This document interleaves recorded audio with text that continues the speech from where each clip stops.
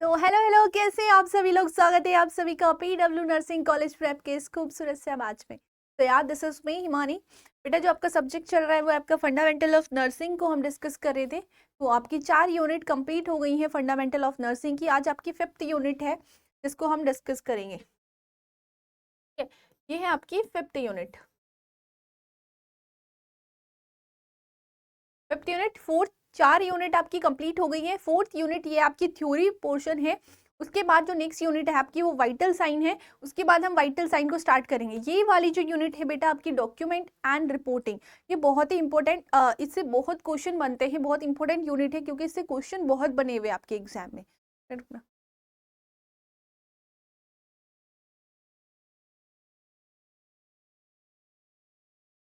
ठीक है, तो आपके एग्जाम में से बहुत क्वेश्चन बनते हैं क्योंकि थ्योरेटिकल पोर्शन बहुत ज़्यादा है। और आपके बिकॉज नर्स का काम ही डॉक्यूमेंट एंड रिपोर्टिंग करना है। नर्स का जो मेन काम वहाँ पे करती है, उसको सबसे ज़्यादा कोई भी चीज़ कर रही है उसको उसका डॉक्यूमेंट करना होता है और उसकी रिपोर्टिंग करनी होती है। तो एग्जाम में आपके यूनिवर्सिटी एग्जाम में बहुत पूछा जाता है। और आपकी अगर हम बात करते हैं कॉम्पिटिटिव में भी बहुत ज़्यादा पूछा जाता है आपके डॉक्यूमेंट एंड रिपोर्टिंग। और जब आप हॉस्पिटल में जॉब करने जाएंगे ना, तो आपको इस बात का बहुत ध्यान रखना है कि आप कोई भी काम करें उसको आपने प्रॉपर डॉक्यूमेंट करना है, उसकी प्रॉपर वो रिपोर्टिंग करनी है। तो इसको हम पढ़ेंगे, इस चैप्टर को, जो क्या है आपका बेटा 5th चैप्टर है, 5th यूनिट है। वो मैं आपको यहाँ पे लिखा भी देती हूँ कि ये 5th यूनिट है आपकी। इसका नाम क्या है बेटा, डॉक्यूमेंट एंड रिपोर्टिंग। और सब्जेक्ट कोई नहीं बोलेगा, सब्जेक्ट क्या है हमारा, फंडामेंटल ऑफ नर्सिंग। और जो बच्चे नाटमी के लिए बोल रहे हैं, नाटमी की क्लासेस आपकी कार्डियोवास्कुलर सिस्टम आना स्टार्ट हो जाएंगी। ठीक है, कार्डियोवास्कुलर सिस्टम मैं ही आपका ले रही हूँ, तो कार्डियोवास्कुलर सिस्टम आपको मिलना स्टार्ट हो जाएंगे। तो एनाटॉमी की क्लासेस भी आपकी स्टार्ट हो जाएंगी। फंडामेंटल की क्लासेस आपकी हो रही हैं। और क्या चाहिए आप लोगों को, क्या और सोशियोलॉजी की आपकी चल रही है, साइकोलॉजी की भी आपकी स्टार्ट हो जाएंगी। तो अभी तो प्रॉब्लम कुछ नहीं है, सारी क्लासेस आपकी मिल रही है, सारी क्लासेस आपको मिल जाएंगी। और अभी आपकी अपलोड होना स्टार्ट हो जाएगा कार्डियोवास्कुलर। तो एनाटॉमी आपकी स्टार्ट हो जाएगी, डोंट वरी, एनाटॉमी हम जल्दी कवर कर लेंगे। कार्डियोवास्कुलर सिस्टम मैं स्टार्ट करूंगी, उसके बाद कार्डियोवास्कुलर सिस्टम खत्म हो जाएगा तो गरिमा मैम आपका डाइजेस्टिव सिस्टम स्टार्ट कर देंगी। ठीक है, तो डोंट वरी, कोई पैनिक होने की ज़रूरत नहीं है, आपका सिलेबस कंप्लीट हो जाएगा। फंडामेंटल देखो, आपका 5th यूनिट स्टार्ट हो गई है। ठीक है, तो कुछ ज़्यादा इतना वो नहीं लगा कि आपका सिलेबस नहीं हो पाएगा, और आपका सिलेबस कंप्लीट हो जाएगा। 5th यूनिट भी आपकी ज़्यादा नहीं है, इसमें 2 या 3 दिन में 5th यूनिट कंप्लीट हो जाएगी। फिर आपकी प्रोसीजर स्टार्ट हो जाएंगे, 6th यूनिट आपके स्टार्ट हो जाएगी। ठीक है, तो फंडामेंटल का आपका 50% पोर्शन तो हो गया है, 5th यूनिट आपकी स्टार्ट हो रही है। जितना आपके एग्जाम में आता है थ्योरी में लिखने के लिए वो पोर्शन आपका आ गया है। बिकॉज एग्जाम में आपके प्रोसीजर कम लिखने को आते हैं, प्रोसीजर ज़्यादा नहीं आते हैं। जैसे आपका अब बैंड मेकिंग वो पूछते नहीं है। ठीक है, आपका ज़्यादा से ज़्यादा अगर वो रेस्पिरेशन वगैरह से पूछेंगे तो वो तो आपको टिप्स में हो ही जाएगा, वो मैं क्लियर करवा दूंगी जब हम स्टार्ट करेंगे आपका वाइटल साइन। ठीक है, तो आज का टॉपिक आपका स्टार्ट करते हैं, जो है आपका डॉक्यूमेंट एंड रिपोर्टिंग। ठीक है, तो कल हम लोगों ने लास्ट कम्युनिकेशन को डिस्कस किया था। कम्युनिकेशन के बारे में हमने लास्ट कल डिस्कस किया था बेटा।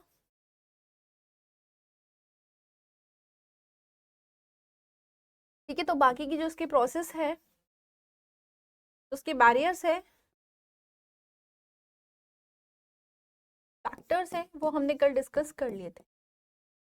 ठीक है, आज की क्लास में बेटा हम डिस्कस करेंगे आपका डॉक्यूमेंटेशन। रिपोर्टिंग हम कल पढ़ेंगे, डॉक्यूमेंटेशन को आज हम डिस्कस करेंगे।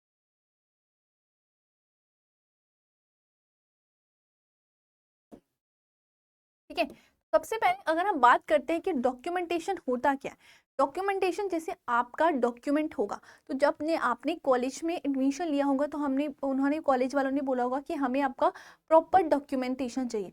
डॉक्यूमेंटेशन का मतलब क्या है, कोई भी चीज़ रिटर्न में हो जो हम प्रूफ, आपको प्रूफ कर सके। जैसे आपने बोला मैंने 12th पास किया है, तो वो आपके मुंह से बोला, आपने बोला मैंने 12th पास किया है, क्या उन्होंने मान लिया? नहीं, उन्होंने बोला हमें डॉक्यूमेंट देखना है आपका, जहाँ पे रिटर्न लिखा होगा, रिटर्न में लिखा होगा कि हाँ आपने ये चीज़ कंप्लीट करी है, या फिर आपने 12th पास किया है, आपने 10th पास किया है। उसका मतलब क्या होता है, डॉक्यूमेंट मतलब कोई भी ऐसी चीज़ जो रिटर्न में लिखी हो। ठीक है, तो अगर हम बात करते हैं इसकी डेफिनेशन की कि डॉक्यूमेंटेशन क्या है, documentation is a anything return और इलेक्ट्रॉनिकल जनरेटेड। ठीक है, कोई भी ऐसी चीज़ जो लिखी हो, जो रिटर्न में हो या लिखी हुई चीज़ हो, उसको हम डॉक्यूमेंटेशन बोलते हैं। उसको हम क्या बोलते हैं, डॉक्यूमेंटेशन बोलते हैं। As that describe the status of client, जो क्या डिस्क्राइब करता है, स्टेटस ऑफ क्लाइंट और the care service given to the client. ठीक है, जो किसने दी थी, हमारी डेफिनेशन पैरी ने दी थी। मीन्स क्या है, अगर आपने किसी पर्सन की क्या लिया, टेम्परेचर लिया मानो, ठीक है, आप वार्ड में गए, ठीक है, आप वार्ड में गए, आपकी वार्ड में 8 पेशेंट जो है वो एडमिट है, ठीक है, माना आपकी ड्यूटी लगी है जनरल वार्ड में या फिर आपकी ड्यूटी लगी है सीसीयू में या आईसीयू में, कहीं पे भी आपकी ड्यूटी है, आपकी वार्ड में 8 पेशेंट हैं और 8 पेशेंट का आपने टेम्परेचर लिया।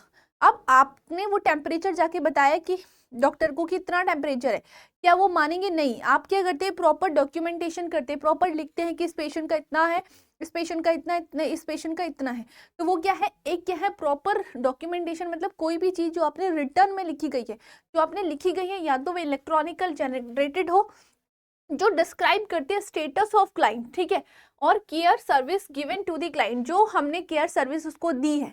तो जब भी आप हॉस्पिटल में जाते हैं, आपने कोई भी छोटी से छोटी चीजें जो भी आपने पेशेंट के ऊपर करी है, वो सब हमें रिटर्न में लिखनी होती है। जैसे आपने जाके पेशेंट को बैड केयर दी, ठीक है, आपने पेशेंट को बैक केयर दी, पेशेंट को आपने ओरल केयर दी, जैसे आपने पेशेंट को ओरल केयर दी, आप पूरा रिटर्न में लिखेंगे कि इस टाइम पे मैंने पेशेंट को ओरल केयर दी, मैंने ये इक्विपमेंट यूज किए, ऐसे ऐसे मैंने किया, वो सब आप रिटर्न में लिखेंगे। दैट इज योर क्या है, डॉक्यूमेंटेशन।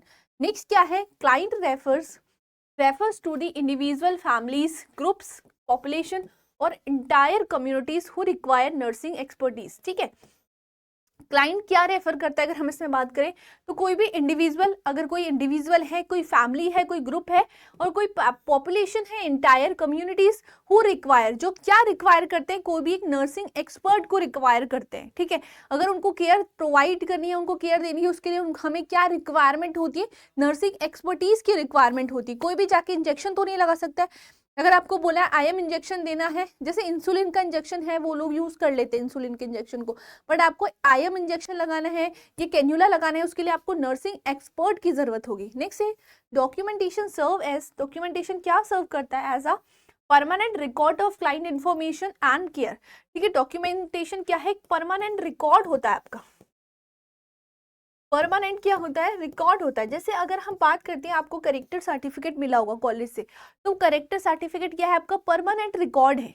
अब वो परमानेंटली जहां जहां आप जाएंगे, जैसे 10th का है, 12th का है, जहां भी आप जाएंगे उस रिकॉर्ड को लेके जाएंगे, तो परमानेंट के लिए रिकॉर्ड हो गया। तो उसी तरीके से पेशेंट का जो भी हम डेटा लिख रहे हैं, जो भी इंफॉर्मेशन हम लिख रहे हैं, तो जैसे आज मैंने इन्फॉर्मेशन लिखी पेशेंट की, सोचो अपेंडिक्स की सर्जरी हुई है या पेनक्रियास की सर्जरी हुई है, पेशेंट की सर्जरी, वो डिस्चार्ज हो गया, तो अगर वो दोबारा कोई प्रॉब्लम होती है तो डॉक्टर क्या पूछता है कि आपको कोई प्रीवियस हिस्ट्री थी या आपने प्रीवियसली कोई पहले कोई ऐसा हॉस्पिटल में जाके ट्रीटमेंट लिया था। तो वो ट्रीटमेंट आप मुंह से तो नहीं बोल सकते ना, वो बोलते हैं कि दिखाओ कहाँ से आपने लिया था, क्या उसकी रिपोर्ट थी, या प्रीवियसली हम कहीं जाते, तो वो डेटा क्या है, रिटर्न में है वो डॉक्यूमेंटेशन, तो आप दिखा सकते हैं डॉक्टर को जाके।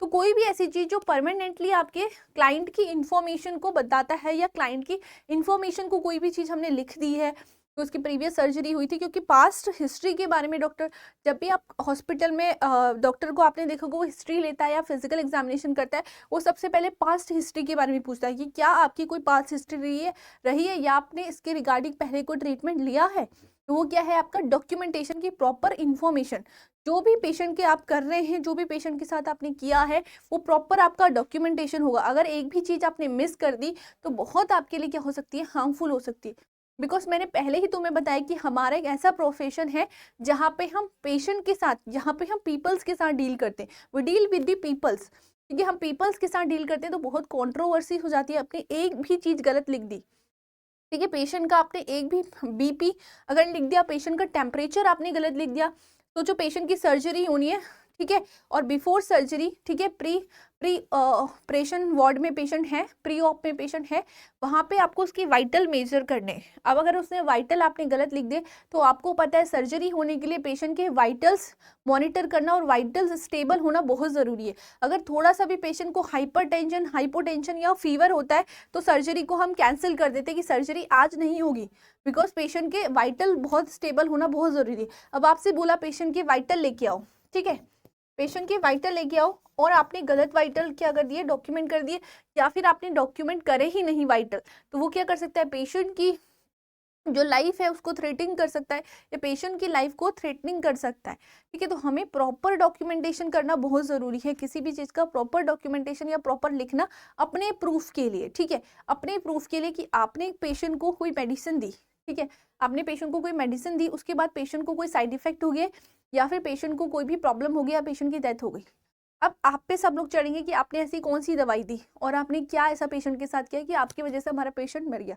और आपके पास अगर प्रॉपर डॉक्यूमेंटेशन होगा कि मैंने ये वाली दवाई दी थी जो डॉक्टर ने प्रिस्क्राइब करी है, ये डॉक्टर ने प्रिस्क्राइब करके गया था और यही दवाई मैंने दी है, ये मेरे पास रिटर्न में है, तो क्या आपके ऊपर कोई ब्लेम कर सकता है? नहीं कर सकता है। तो उसी के लिए हमें प्रॉपर डॉक्यूमेंटेशन करना बहुत ज़्यादा ज़रूरी होता है। ठीक है, नेक्स्ट अगर हम बात करते हैं बेटा इसमें पर्पस ऑफ डॉक्यूमेंटेशन। अब डॉक्यूमेंटेशन की जरूरत क्यों है हमें? सबसे पहले हमने बोला डॉक्यूमेंटेशन है क्या? एक रिटर्न रिकॉर्ड है, कोई भी रिटर्न चीज जो परमानेंटली क्लाइंट की इंफॉर्मेशन को बताती है, या कोई भी चीज जो रिटर्न में लिखी गई है। ठीक है, उसको हमने क्या बोला बेटा? डॉक्यूमेंटेशन बोला। अब अगर हम हॉस्पिटल में हैं, ठीक है, अब हॉस्पिटल में वर्क कर रहे हैं, तो आपको डॉक्यूमेंटेशन की करने की जरूरत क्यों है? क्या पर्पस है डॉक्यूमेंटेशन करने का?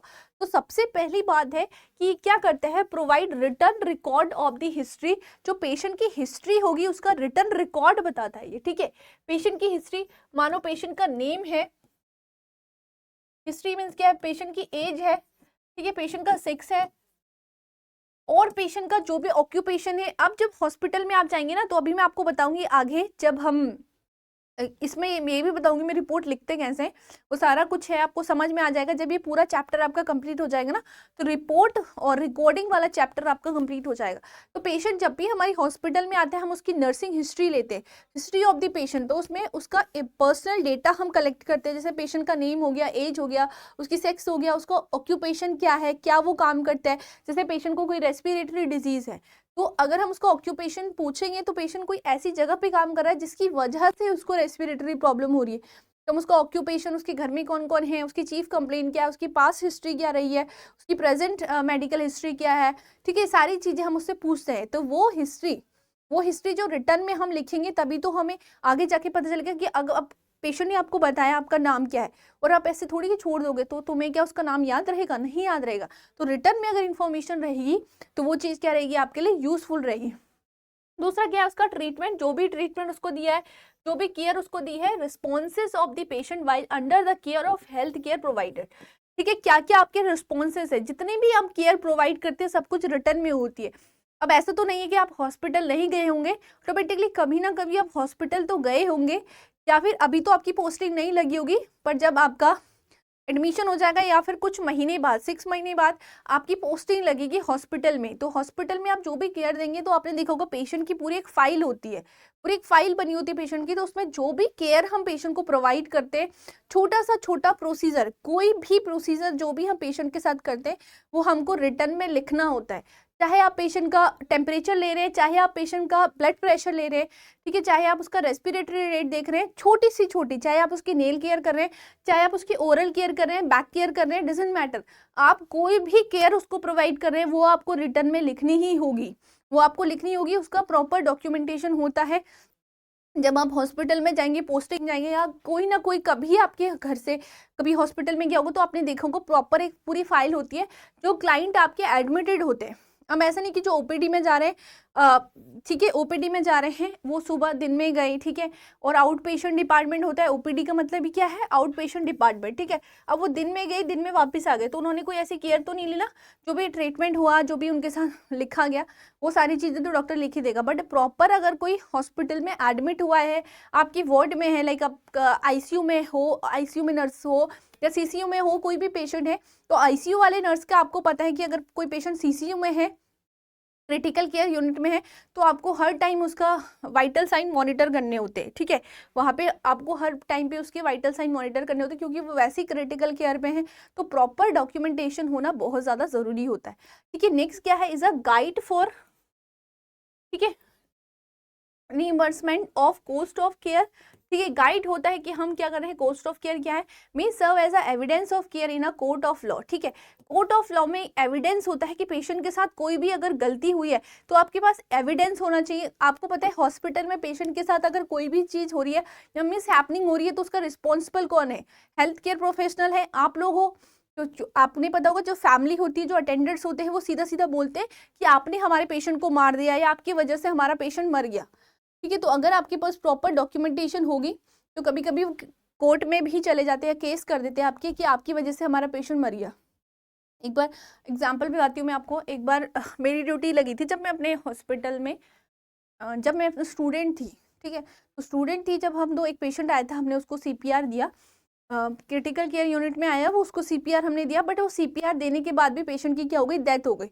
तो जब हम सीपीआर उसको दे ही रहे थे, सीपीआर देते देते उसकी डेथ हो गई, तो उनके अकॉर्डिंग क्या था कि आप लोगों ने उसको गलत सीपीआर दिया या आप लोगों ने उसके साथ ऐसा किया कि उसकी डेथ हो गई। बट पेशेंट अगर सीसीयू में है तो सीसीयू में तो पक्का है कि वो उसकी डेथ तो होनी है, क्योंकि वो क्रिटिकल में कभी भी उसकी हो जाएगी डेथ।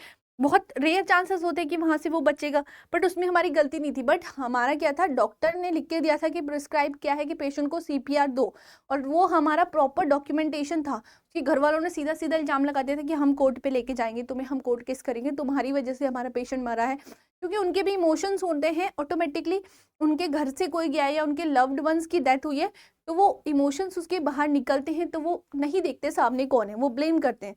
बट आपकी रिस्पॉन्सिबिलिटी है कि आप उनको प्रूफ दें, क्योंकि दुनिया प्रूफ मांगती है। तो आपके पास प्रॉपर रिटर्न में लिखा होना चाहिए कि आपने ये केयर दी है, और केयर देने से पहले पेशेंट की कंडीशन ये थी और पेशेंट क्रिटिकली इल था, इसलिए हमने उसको सीपीआर दिया और पेशेंट की ड्यूरिंग सीपीआर डेथ हो गई। तो इसी तरीके से कंट्रोवर्सी से बचने के लिए हमें प्रॉपर, हॉस्पिटल में तो बहुत ज़्यादा ऐसी कंट्रोवर्सी होती है, तो हॉस्पिटल में तो आपको एक एक चीज़ बिल्कुल डॉक्यूमेंट करनी होती है। तो इसका पर्पस क्या था, मेरी सर्विस एविडेंस, आपके पास एविडेंस होना चाहिए कि मेरे पास ये चीज़ प्रूफ है। जैसे आजकल हम एविडेंस में स्क्रीनशॉट दिखाते ना कि हाँ इसने मुझे बोला देखो ये लिखा हुआ है, तो उसी तरीके से हमारे पास रिटर्न में चीज़ें होनी चाहिए।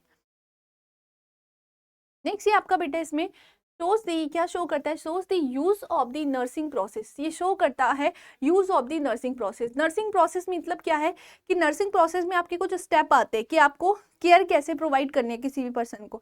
कोई पेशेंट आपके पास आए तो ऐसे नहीं कि आप सीधा सीधा उसको केयर देने लग जाएगी। तो नर्सिंग प्रोसेस में क्या होता है, सबसे पहले आप क्या करते हैं, असेसमेंट करते हैं। सबसे पहले आप पेशेंट का असेसमेंट करेंगे। असेसमेंट के अंदर आपके दो टूल आते हैं बेटा, सब्जेक्टिव डेटा और objective data. Subjective and objective data. Subjective मतलब क्या है, जो पेशेंट हमको बताएगा, पेशेंट ने मुझे बताया कि मुझे 2 दिन से फीवर है, मुझे पेन हो रहा है, तो जो इन्फॉर्मेशन पेशेंट ने मुझे दी। और ऑब्जेक्टिव में क्या है आपका, जो मैं पेशेंट में ऑब्जर्व कर रही हूँ कि पेशेंट के अंदर ये सिम्टम्स देखने को मुझे मिल रहे हैं, वो क्या है आपका ऑब्जेक्टिव डेटा। असेसमेंट, अब आपने असेसमेंट कर लिया तो आपको पता चल गया पेशेंट के अंदर क्या प्रॉब्लम है। असेसमेंट के अंदर के बाद आप क्या करते हैं बेटा, डायग्नोसिस बनाते हैं। अब असेसमेंट के बेस पे हम डायग्नोस बनाते हैं। जैसे हॉस्पिटल में कोई भी पेशेंट आता है तो पहले हम उसका असेसमेंट करते हैं, फिर डॉक्टर बोलता है कि आप जाके आप ये आपको हो सकता है, फिर हम डायग्नोसिस करते हैं उसका। अब हम गोल बनाते हैं कि हमें करना क्या। डायग्नोसिस हमने कर लिया, ठीक है, अब हम गोल बनाएंगे उस डिजीज का। गोल बना लिया हमने, अब हम उसकी प्लानिंग करेंगे कि कैसे करना है। अब आपको पेशेंट ने बोला कि मुझे सीवियर पेन हो रहा है, आपका असेसमेंट करा कि पेशेंट को बहुत ज़्यादा सीवियर पेन हो रहा है, आपके असेसमेंट में था, आपने डायग्नोस कर लिया इसकी वजह से पेशेंट को पेन हो रहा है। अब आप क्या करेंगे, गोल सेट करेंगे कि आपका गोल क्या है बेटा, तो रिड्यूस करना। किसको रिड्यूस करना, पेन के लेवल को रिड्यूस करना, ये आपका गोल था। आप प्लानिंग आप क्या करेंगे, प्लानिंग में आप देखेंगे कैसे कैसे आप उस पेन के लेवल को कम कर सकते।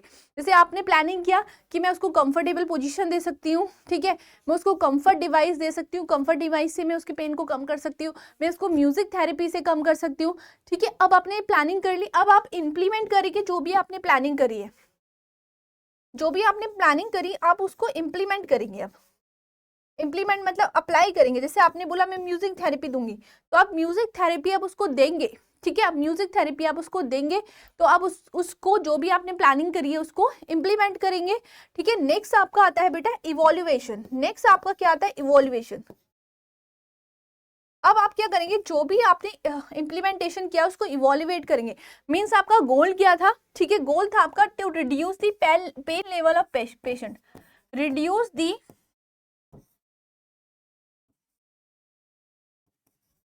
Pen level of patient. तो आपका गोल ये था। तो अब आपने गोल के लिए इतनी प्लानिंग करी, तो अब आप इवोल्यूएट करेंगे कि जो मेरा पेन लेवल है पेशेंट का वो कम हुआ है नहीं। तो अब पेशेंट से आप पूछेंगे कि क्या आपका जो पेन था वो थोड़ा कम हुआ है नहीं है। अब उसको आप इवोल्यूएट करेंगे। ये आपकी नर्सिंग प्रोसेस होती है जिसको हम आगे डिटेल में पढ़ेंगे। ये पूरा आपका एक चैप्टर है, ठीक है, पूरा आपका एक टॉपिक है जिसको हम डिटेल में पढ़ेंगे कि क्या क्या होता है, कैसे नर्सिंग डायग्नोसिस बनाते हैं, डी नंदा के अकॉर्डिंग कैसे हमें प्रॉपर प्लानिंग करनी होती है, जो कि एनसीपी बनाने को आपको आता है, नर्सिंग केयर प्लान, वो हम लेटर ऑन डिस्कस करेंगे। बस यहाँ पे ही बता रही हूँ कि आप रिटर्न में लिखते हैं ना तो कोई भी चीज, तो आपके पास कोई पेशेंट आया तो यहाँ पे आप प्रॉपर डॉक्यूमेंटेशन करेंगे, तो आपको एनसीपी नर्सिंग केयर प्लान बनाना होता है। जो भी आपके फाइल होती है, डॉक्यूमेंटेशन होता है, वहाँ पे आपको प्रॉपर नर्सिंग केयर प्लान बनाना होता है। तो यहाँ पे आप क्या कर रहे हैं बेटा, शो कर रहा है, तो सबसे पहले अपने असेसमेंट किया, आप उसमें लिखेंगे असेसमेंट हुआ, डायग्नोसिस हुआ, देन गोल, देन प्लानिंग, देन आपने क्या कर दिया, उस बात को इंप्लीमेंट कर दिया। उसके बाद आप पेशेंट के पास जाके उसको इवॉल्युएट करेंगे, उससे पूछेंगे कि आपका पेन लेवल कम हुआ है या नहीं हुआ है। ठीक है, यहाँ तक ठीक है। नेक्स्ट हमने क्या बोला, provide data for quality assurance studies. अब इससे हमें डेटा का पता लगता है कि जो केयर हमने पेशेंट को दी है उसमें क्वालिटी एश्योरेंस है या नहीं, जो स्टैंडर्ड केयर, एक क्वालिटी स्टैंडर्ड केयर, तो उस डेटा का हमें पता चल जाता है, क्योंकि सब कुछ रिटर्न में होगा सारे। जैसे आपने क्या किया, उसको पेशेंट को बैक केयर दी, तो बैक केयर के सारे स्टेप आपने लिखे होंगे, तो उससे हमें पता चल जाएगा कि इन्होंने अच्छा एक इफेक्टिव केयर पेशेंट को प्रोवाइड किया है या नहीं किया है, और आपको उसके बारे में पता है या नहीं पता है। अगर आपको पता होगा उस बारे में, तभी आप एक अच्छी केयर दे पाएंगे और तभी आप उसको रिटर्न में लिख पाएंगे। तो हर एक प्रोसीजर जो आप करते हैं वो आपको रिटर्न में वहाँ पे लिखना होता है, तो उससे हमें पता चल जाएगा कि एक क्वालिटी केयर आपने पेशेंट को प्रोवाइड की है या नहीं की है।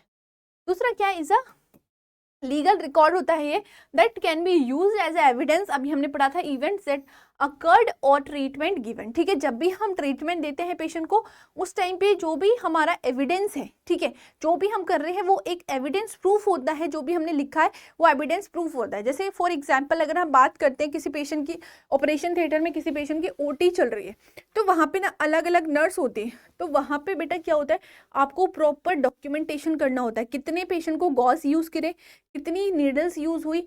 और जब तक क्या होता है, पेशेंट को देखो, जब पेशेंट की पैकिंग करते हैं ना, पेशेंट का आपने कट किया और जो नर्सेस डॉक्टर सब इन्वॉल्व हैं वहाँ पे एनेस्थीसिया, तब तक वो बाहर नहीं जाते हैं ओटी से जब तक पूरा काउंट नहीं हो जाता है। अब उसने जब यूज कर रही थी तो नर्स होती है वहाँ पे एक सर्कुलेटरी नर्स, वो पूरा सब कुछ डॉक्यूमेंट करती है, तो वो लिखती है कि हमारे, जैसे उसने लिखा 20 गॉज यूज हुए, अब 20 के 20 वापस वो काउंटिंग करेगी, 20 के 20 वापस बाहर होने चाहिए। अगर 19 हो गए तो मतलब एक कहाँ है, अंदर है आपका। तो प्रॉपर पहले काउंटिंग होती है, जब तक पूरी काउंटिंग नहीं हुई तब तक एक भी, चाहे डॉक्टर है चाहे कोई भी है, क्योंकि एक भी चीज अंदर रख गई तो डॉक्टर पे नाम नहीं आएगा, नाम किस पे आएगा, उस पे जिसने डॉक्यूमेंटेशन कराया। तो आप कहाँ थे उस टाइम पे, आप कहाँ थे उस टाइम पे, तो वो प्रॉपर डॉक्यूमेंटेशन की कितनी सिरिंज यूज हुई है, कितनी निडल यूज हुई है, सारी की सारी बाहर होनी चाहिए, तब पेशेंट की पैकिंग होती है। उसके बाद ही कोई ओटी से बाहर जा सकता है, चाहे आपको कितनी इमरजेंसी है, चाहे 8 घंटे लगे, चाहे 4 घंटे लगे, कितने ही घंटे लगे, पर जब तक प्रॉपर काउंटिंग नहीं होगी तब तक एक भी बंदा बाहर नहीं जा सकता ओटी से, ये रूल होता है। तो ये होती है प्रॉपर डॉक्यूमेंटेशन की, जब आप ट्रीटमेंट दे रहे हैं उसका एविडेंस है। अगर बाद में हो भी गया तो वो दिखा सकते हैं कि हमने तो प्रॉपर लिखा था या हमने तो प्रॉपर डॉक्यूमेंटेशन करी है, तो कैसे हो गया, सबके काउंट हुए ना बाहर जाने से पहले। तो ये क्या होती है, प्रॉपर डॉक्यूमेंटेशन करना होता है। नेक्स्ट आपने क्या बोला बेटा, ये क्या कंटेन करता है, observation by the nurse about the patients condition, care and treatment deliver. ठीक है, अब इसमें हम कंडीशन को भी ऑब्जर्व कर सकते हैं कि पेशेंट कितना क्या हो रहा है, पेशेंट की कितनी रिकवरी हो रही है, पेशेंट रिकवर हो भी रहा है या नहीं रहा है ट्रीटमेंट से। बिकॉज हम रोज जाके क्या करते हैं, उसका असेसमेंट करते हैं। यहाँ पे देखो हमने बोला इवॉल्युएशन हम कर रहे हैं, कोई भी केयर हम देते हैं तो इवॉल्युएशन करते हैं, जिससे हमें पता चल जाता है कि पेशेंट की रिकवरी हो रही है या नहीं हो रही है।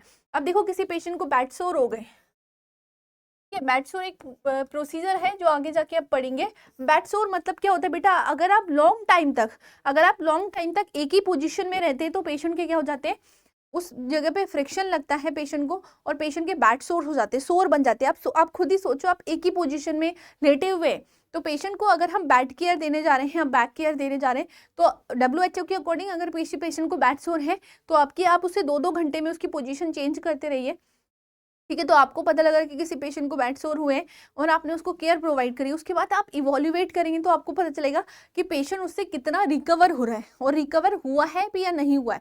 तो ये प्रॉपर किससे पता चलता है, डॉक्यूमेंटेशन से, क्योंकि हम प्रॉपरली क्या कर रहे हैं, डॉक्यूमेंटेशन कर रहे हैं। ठीक है, नेक्स्ट आपका क्या है, show progress towards expected outcome, और ये शो करता है प्रोग्रेस एक्सपेक्टेड आउटकम, जो हमने आउटकम निकाला है उसकी प्रोग्रेस को ही दिखाता है।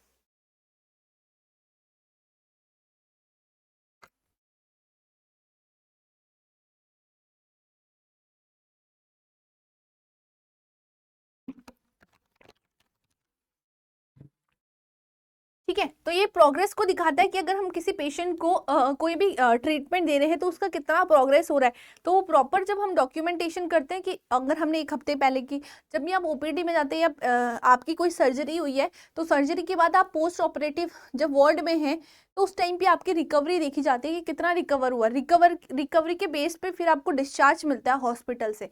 तो डिस्चार्ज जब ही होगा तभी हम आपका डिस्चार्ज बना सकते हैं, जब आपकी प्रॉपर रिकवरी होगी। वो रिकवरी हमें कहाँ से पता चलेगी? जब हम प्रॉपर उसका डॉक्यूमेंटेशन करेंगे। तो ये क्या थे, इसके पर्पस थे। ठीक है, तो क्यों जरूरी है? हमें प्रोग्रेस पता चल जाए, एक हम अच्छा केयर प्रोवाइड करते हैं पेशेंट को, नर्सिंग प्रोसेस के लिए जरूरी है, एविडेंस के लिए जरूरी है। नेक्स्ट इसका आता है बेटा इसके प्रिंसिपल्स। डॉक्यूमेंट के प्रिंसिपल क्या है? कि सबसे पहले है डेट एंड टाइम। कोई भी प्रोसीजर आप पेशेंट में कर रहे हैं तो आपको डेट और टाइम मेंशन करना बहुत ही ज़रूरी है कि आपने किस टाइम पे किया है और आपकी डेट क्या थी। तो जो आपने कोई मेडिसिन पेशेंट को दी है तो आपको 8 बजे के देनी थी, क्योंकि हर मेडिसिन का एक टाइम होता है, किस टाइम पे देनी, क्या देनी है, और उस घंटे की ड्यूरेशन पे ही देनी होती है। अब आपने टाइम लिखा ही नहीं है वहाँ पे, तो दूसरी नर्स आई, उसने जाके दूसरी दवाई उसको दे दी, तो क्या पता वो ड्रग क्या कर दे, ओवरडोज कर दे, ड्रग की टॉक्सिसिटी हो जाए। ठीक है, ड्रग की टॉक्सिसिटी हो जाए और ड्रग की क्या हो जाए, ओवरडोज हो जाए।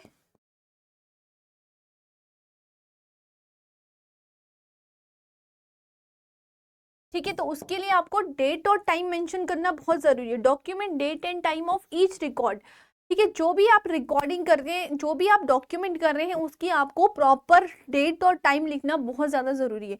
Record time is a conventional manner, for example 8 to 2 PM। ठीक है, etc. This is important not only due to a legal reason but also for the client safety। ठीक है, जैसे आपने लिख दिया 8 AM to 2 PM। ठीक है, ये आपने टाइम लिख दिया किस टाइम पे। ठीक है, एक नर्स की ड्यूटी थी, अब एक नर्स की ड्यूटी है यहाँ पे। ठीक है, 8 PM से आपकी मॉर्निंग आपकी शिफ्ट है, तो आपने एक पेशेंट था आपका, 8 बजे आपने उसकी पोजीशन चेंज कराई। ठीक है, 8 बजे आपने उसकी पोजीशन चेंज कराई। जैसे बेड सोर का पेशेंट है कोई, ये मानो कोई बेड सोर का पेशेंट है, ये अब 8 बजे उसने आपने उसकी पोजीशन चेंज करी। अब इमरजेंसी में आपको कहीं और जाना पड़ गया और 8 बजे आप अगर आपने उसकी पोजीशन चेंज कराई है, तो आपको पता है कि 10 बजे दोबारा से उसकी पोजीशन हमने चेंज करानी है 2 आवर्स के गैप में। 2 आवर्स के गैप में 2 आवर्स के गैप में हमें उसकी पोजीशन चेंज करानी है। अब आप वहां पे लिख के गए हैं कि 8 बजे मैंने इसकी पोजीशन को चेंज कराया है, तो ऑटोमेटिकली आपको पता चल जाएगा कि 8 बजे से अब मुझे 10 PM 10 AM पे, को AM कर लेना, 10 AM पे उसकी पोजीशन दोबारा से चेंज करनी।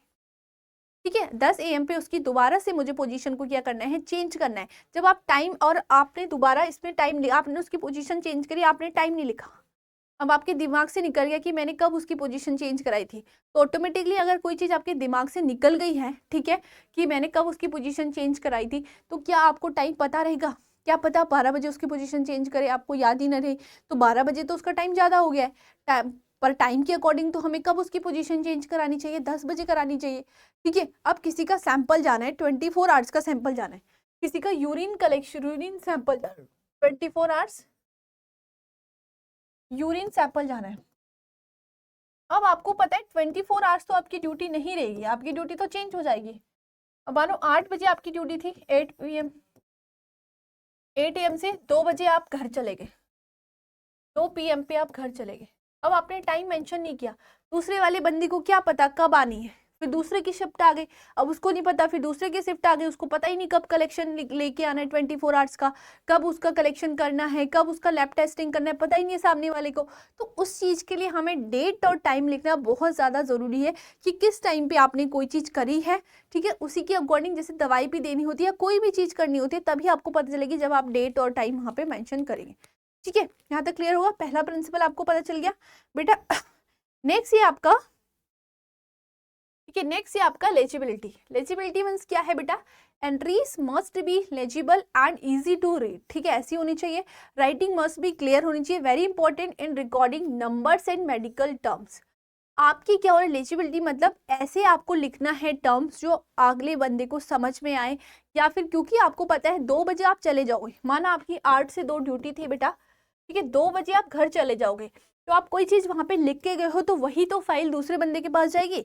अब 8 बजे तक 2 बजे तक आपकी ड्यूटी थी, 2 बजे के बाद दूसरी नर्स आ गई शिफ्ट में, तो अब वो पढ़ रही है, उसको समझ में नहीं आ रहा आपने लिखा क्या है, एंट्री क्या लिखी है आपने, मेडिकल टर्म्स आपको वेरी इंपॉर्टेंट है कि आपको नंबर्स और मेडिकल टर्म्स बिल्कुल सोच समझ के लिखने हैं, वहाँ पे मेडिकल टर्म्स लिखने हैं अपने घर की, ऐसा नहीं कि जो व्हाट्सएप की आपकी लैंग्वेज है जो आप लिखते हैं वो लैंग्वेज आप यूज़ करें, नहीं, जो भी आप रिपोर्ट लिखेंगे, जो भी चीज़ लिखेंगे वो क्लियरली होनी चाहिए कि सामने वाले को समझ में आए।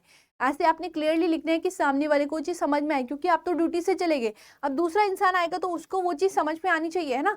बहुत बहुत इंपॉर्टेंट है कि उसको वो सारी चीज़ें समझ में आ जाए, ठीक है। तो आपको ऐसे लिखना है, क्लियरली लिखना है कि सामने वाले को वो चीज़ समझ में आ जाए। नेक्स्ट है बेटा आपका करेक्ट स्पेलिंग, जो स्पेलिंग है वो आपको करेक्टली मेंशन करनी है, जो आपकी स्पेलिंग है वो आपको करेक्टली मेंशन करनी है, क्योंकि आप spelling correct spelling is essential to accuracy, क्योंकि मेडिकल में बहुत सारी ऐसी चीज़ें होती हैं जो सिमिलर होती हैं और थोड़ा थोड़ा उनमें क्या होता है, स्पेलिंग का थोड़ा थोड़ा अंतर होता है, कि अगर तुमने थोड़ा भी स्पेलिंग इधर से उधर कर ली तो उसका मीनिंग पूरा चेंज हो जाएगा, उसका मीनिंग पूरा चेंज हो जाएगा। If ensure about the spelling use a dictionary और अदर रिसोर्सेज बुक, अगर आप इंश्योर नहीं है, अनश्योर है स्पेलिंग के रिगार्डिंग, आपको नहीं पता कि इसकी स्पेलिंग क्या होती है, तो आप डिक्शनरी यूज कर सकते हैं और बुक को यूज कर सकते हैं, ठीक है। नेक्स्ट है बेटा आपका परमानेंस, ठीक है। परमानेंस मीन्स क्या है, entry should be done in dark ink, it help to identify changes and allow duplication xerox, ठीक है। तो यहाँ पे आपको क्या लिखना है, entry should be done in dark in ink, जो भी आप लिखोगे वो डार्क इन इंक में लिखोगे, जो भी डार्क होगा वो उसको डार्क इंक में लिखोगे, क्योंकि बेटा आपकी डॉक्यूमेंटेशन चेंज हो सकता है, अगर आपने लाइट में लिखा, क्या पता दूसरी नर्स आके उससे कोई गलती हुई हो और वो उसको चेंज कर दे, ठीक है। दूसरी कोई नर्स आई, उससे कोई गलती हुई और उसने जाके उसको चेंज कर दिया, हल्के से था तो उसने उसको चेंज कर दिया, बट अगर आप डार्क से लिखेंगे, सोचो, ठीक है। अब मैं बताऊं, यहाँ पे अगर मैं इसको ऐसे लिख रही हूँ, ये देखो मैंने इसको डार्क लिखा, अब ये डार्क आपको इतना समझ में नहीं आ रहा है तो ऑटोमेटिकली हम इसको इरेज करके वो मिटा भी सकती है, बट अगर मैंने इसको एकदम डार्क में लिखा, ठीक है, मैंने इसको ऐसे लिखा डार्क, तो अगर वो इसमें कोई भी छेड़छाड़ करेगी तो हमें क्या लगेगा, पता चल जाएगा कि इसमें क्या हुआ है, कोई भी ओवरवर्क हुआ है या फिर इसमें कोई भी डुप्लीकेशन हुआ है, क्योंकि ऐसा होता है, दूसरी नर्स आई उसने कोई गलती करी, अब तुम्हें फंसाने के लिए वो कुछ भी लिख सकती है, अपने ऊपर तो कोई सर नहीं लेगा, तो उसने क्या कर दिया, उसको मिटा के लिख दिया, क्योंकि लिखा हुआ तो कौन जानता है वो, लेकिन तुमने लिखा, हमने थोड़ी लिखा, तो उसको मिटा के लिख, इसलिए परमानेंसी होनी चाहिए। परमानेंस मतलब कोई उसको मिटा ना पाए, ठीक है, कोई डुप्लीकेशन उसमें ना हो, तो ऐसी इंक पेन से आपने लिखना है कि उसमें परमानेंसी आए और डार्क कलर का यूज करना है, ताकि कोई दूसरा अगर उसमें कोई ओवरवर्क करे तो वो समझ में आ जाए कि उसने उस चीज को मिटा के लिखा है, ठीक है। नेक्स्ट ये आपका एक्यूरेट, ठीक है, जो भी आप लिख रहे हैं वो एक्यूरेट होना चाहिए, तो use the exact measurement of establishes accuracy, example intake 25 ml of water then writing adequate amount of water, ठीक है। तो आपने क्या लिखना है बेटा, एडविकेसी, एक्यूरेसी, मतलब जो एक्यूरेसी है वही आपने लिखना है, जो एक्यूरेट है वही आपने लिखना है, आप कुछ उल्टा सुल्टा नहीं लिखेंगे। अब अगर आप बीपी मेजर करने गए, ठीक है, आप बीपी मेजर करने गए, आपने देखा उसका बीपी कितना है, 130/80 है mm/Hg, तो आपने एक्यूरेट बीपी लिखना है, अपनी मर्जी से वहाँ कुछ लिखना है, पहले आपने चेक करना है, ठीक है, उसके बाद ही कोई चीज़ लिखना है, कि अगर कोई बीपी है तो अपनी मर्जी से आप नहीं लिख के आएंगे कि इतना बीपी आए, जैसे नॉर्मल अगर हम बात करते हैं तो 120/80 है, ठीक है, 120 ठीक है, 120/80 mm/Hg है, तो आपको एक्यूरेट बीपी लिखना है, जो भी आपने मेजर किया है वो आप एक्यूरेट लिखेंगे, अपनी मर्जी से कुछ लिख के आएंगे, ठीक है। ऐसा नहीं कि आपको डॉक्यूमेंटेशन करना है तो आप अपनी मर्जी से लिख के आ रहे हैं, जैसे इनटेक, इनपुट और आउटपुट चार्ट की आप बात करें तो पेशेंट ने जितना इनपुट किया है उतना ही आपने लिखना है। नेक्स्ट ये आपका क्लाइंट नेम, नेम बहुत जरूरी है, and identification information written in each page, आपने, क्योंकि आपके जो वार्ड होगा वहाँ पे एक नाम के 2 पेशेंट हो सकते हैं, तो आपने उसका जो नाम है वो आइडेंटिफाई करने के लिए और हर पेज में लिखना है, कि ऐसा नहीं कि अब जैसे आपके वार्ड में रमेश नाम के 2 बंदे हो सकते हैं, अब हो सकता है कि आपने उस रमेश की इन्फॉर्मेशन उस रमेश में लिख दी, उस रमेश की उस रमेश में लिख दी, तो बहुत बड़ी गलती हो जाएगी, क्योंकि उसको अलग बीमारी, उसको अलग बीमारी। तो आइडेंटिफिकेशन के लिए आपने हर पेज में अपने क्लाइंट का नाम लिखना है, ताकि आइडेंटिफाई हो और उसका ट्रीटमेंट उसको ना चल जाए, कोई भी गलती ना हो, ठीक है। उसके बाद क्या है, before marking any entry in the chart make sure that it is correct. ठीक है, आप कोई भी चीज क्या कर रहे हैं, मार्क कर रहे हैं, कोई भी एंट्री कर रहे हैं, आपको मेक श्योर होना है कि वो क्या हो, पहले करेक्ट हो। ठीक है, आपको क्या करना है, मेक श्योर करना है कि जो भी आप लिख रहे हैं वो करेक्ट लिखें।